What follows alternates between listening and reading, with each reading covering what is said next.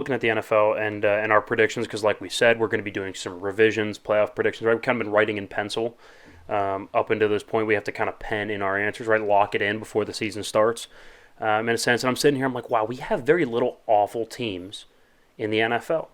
And then I also watched some Week 0 college football, which doesn't really make a ton of sense. We're going to play a Week 0 before I don't know. It's weird to me. Why don't we just call it Week 1? But whatever.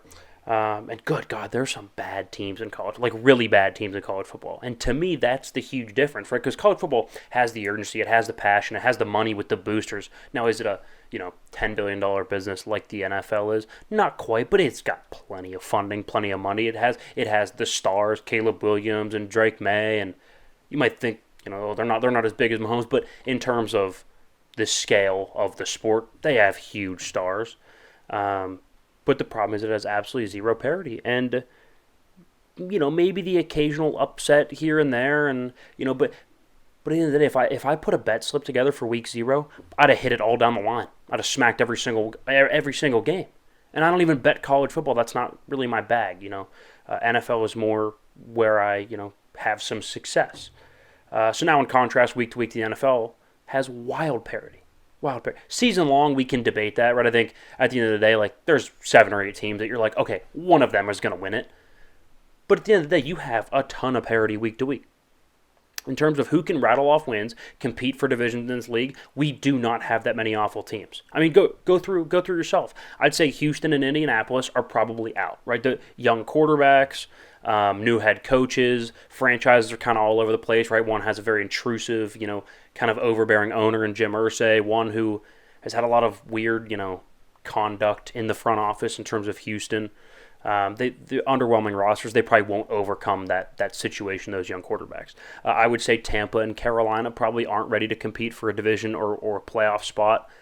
Some people think Carolina's, I guess a dark horse, but I like Bryce Young. There's not a ton to work with. Offensive line's pretty weak. I think he could take a couple hits. There's a very real possibility he gets hurt.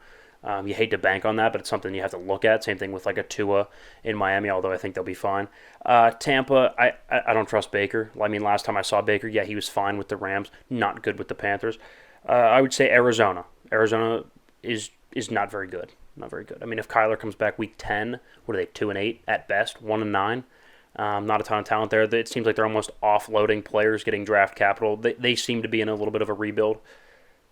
But that's kind of the entire list of teams that are like fairly consensus to be drafting in the top 10 next year. 5 teams. Dude, there's like 10 teams in the SEC alone that stand absolutely zero chance to win 9 games. No shot. No chance whatsoever. I mean, if you took, that's 5 teams out of 32 NFL teams, that's roughly like 8% of the league.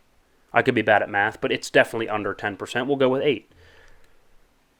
So that would mean 92% of the league has a chance to really make some waves in the league. I would argue it's the exact reverse in college football.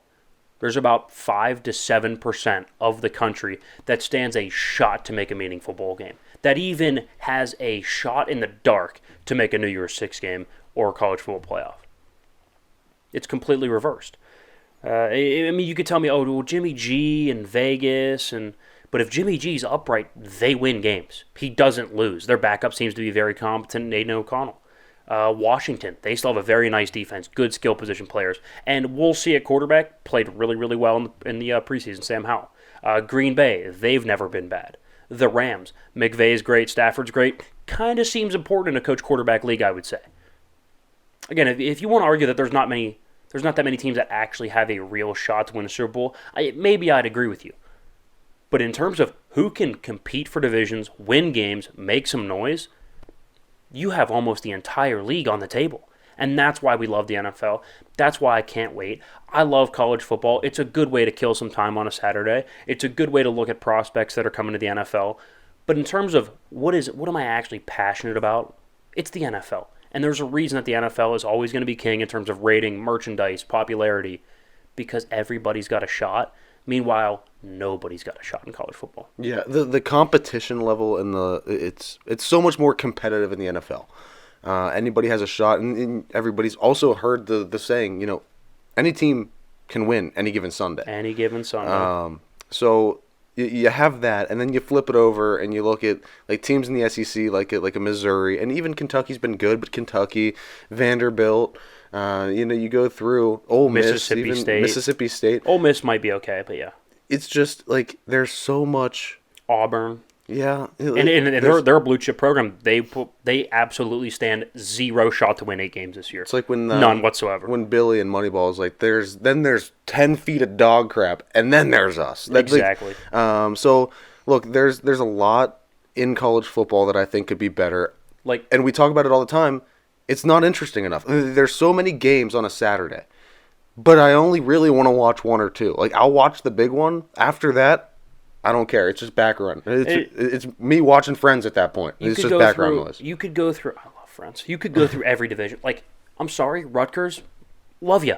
You stand no shot. Nope. None whatsoever. You will not make a meaningful bowl game. Nebraska certainly won't make a New Year's Six. Nebraska, no chance. You go through the ACC. Georgia Tech, sorry, you stand no chance to be meaningful this year. Florida State. Nobody cares about you outside of Georgia. Yeah. None. Well, Florida State might be pretty decent. I don't know. They have an NFL quarterback, so we'll see. There's like 2 or 3 teams in the ACC. There's about 4 or 5 in the SEC that can compete. Clemson, Florida State, maybe Pitt if they're good. And I'm a Pitt fan. I'm a season ticket.